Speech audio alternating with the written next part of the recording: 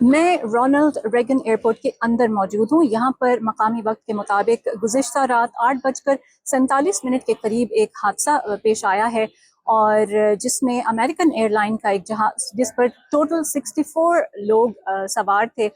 4 عملہ اور جہاز کا عملہ اور باقی مسافر یعنی 60 مسافر تھے، اس کی ٹکر ہوئی یو ایس آرمی کے ایک بلیک ہاک ہیلی کاپٹر کے ساتھ۔ ریسکیو آپریشن رات سے جاری ہے اور اب بھی اس وقت جاری ہے، لیکن اب تک کوئی بھی سروائیور نہیں مل سکا ہے، یعنی کہ زندہ کوئی بھی مسافر جو ہے اب تک نہیں ان کو ریسکیو کیا جا سکا ہے۔ ڈیڈ باڈیز نکالنے کا سلسلہ جاری ہے۔ اس حادثے کے فوری بعد جو ہے لینڈنگ ٹیک آف تمام جو ہیں ایئرپورٹ سے بند کر دی گئی تھی۔ ارلی مارننگ جب میں یہاں پر آئی تو اس وقت تمام یہ جو بورڈز پیچھے لگے ہیں اس پر لکھا تھا، کوئی انفارمیشن نہیں تھی فلائٹس کی، اور اس پر لکھا تھا کہ اس ایئرپورٹ میں ایمرجنسی سچویشن ہونے کی وجہ سے فی الحال جو ہے وہ یہ بند ہے ایئرپورٹ، اور تمام مسافر جن کی فلائٹس ہیں وہ اپنے متعلقہ ایئر لائن سے اضافی معلومات حاصل کریں۔ لیکن ابھی جو ہے یہ تمام جو بورڈز ہیں جس پر ڈپارچر یعنی فلائٹس وغیرہ کی تمام سچویشن موجود ہے، اس پر اکثر فلائٹس جو ہیں وہ کینسل کر دی گئی ہیں۔ جو آپ کو سرخ رنگ میں نظر آ رہی ہیں یہ تمام کینسل فلائٹس ہیں، ماں سوائے کچھ فلائٹس کے اکثر فلائٹس جو ہیں وہ کینسل ہو گئی ہیں، اور مسافر کچھ جو ہیں رات سے غیر یقینی صورتحال کا ان کو سامنا تھا، اور کچھ مسافر جن سے میری بات ہوئی وہ رات سے یہاں موجود تھے، اور اس وقت بھی مسافر جو ہے یہاں پر آنا شروع ہو گئے ہیں۔ لیکن اب چونکہ یہ صورتحال کلیئر ہو گئی ہے کہ بہت سی فلائٹس کینسل ہو گئی ہیں، کچھ مسافروں سے میری یہاں بھی بات ہوئی، ان کے روٹس جو ہیں فلائٹس کے چینج کر دیے گئے ہیں، تو ابھی یہ سچویشن تھوڑی واضح ہوئی ہے کہ بہت سی یہاں سے فلائٹس کینسل ہو رہی ہیں۔ اگر اس حادثے کی بات کی جائے، اس سے پہلے رونلڈ ریگن ایئرپورٹ پر 1982 میں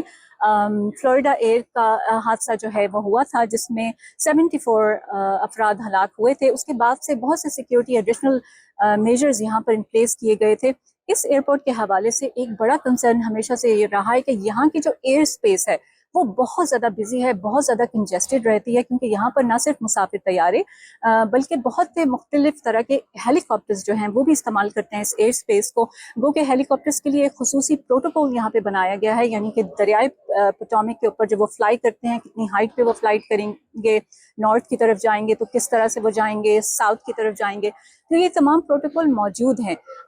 اور اسے ہیلی کاپٹر کوریڈور کہا جاتا ہے۔ اور یہاں پہ جس فلائٹ کو حادثہ ہوا ہے وہ رن وے 33 پر اس وقت لینڈ کرنے کی کوشش کر رہے تھے۔ میں آپ کو اس سے پہلے ہونے والے حادثے کی بارے میں بتا رہی تھی۔ ایئر فلوریڈا کا جب 1982 میں حادثہ ہوا تھا تو اس وقت جہاز لینڈنگ کے بجائے ٹیک آف کر رہا تھا، اور جس پرٹیکولر جگہ پر یہ حادثہ ہوا ہے پوٹومک دریا کے اوپر،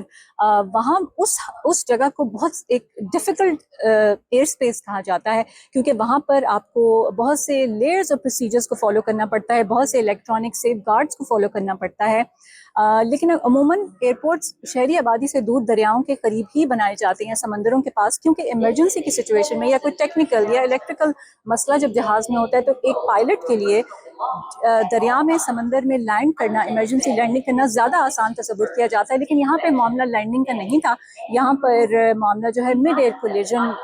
ہوئی ہے، اور تحقیقات بھی جاری ہیں اور ریسکیو آپریشن بھی جاری ہے، اور جیسے کہ میں نے بتایا کہ اب تک کوئی بھی زندہ یعنی سروائیور ابھی تک نہیں ریسکیو کیا جا سکا ہے، لیکن ڈیڈ باڈیز جو ہیں وہ نکالنے کا سلسلہ جاری ہے۔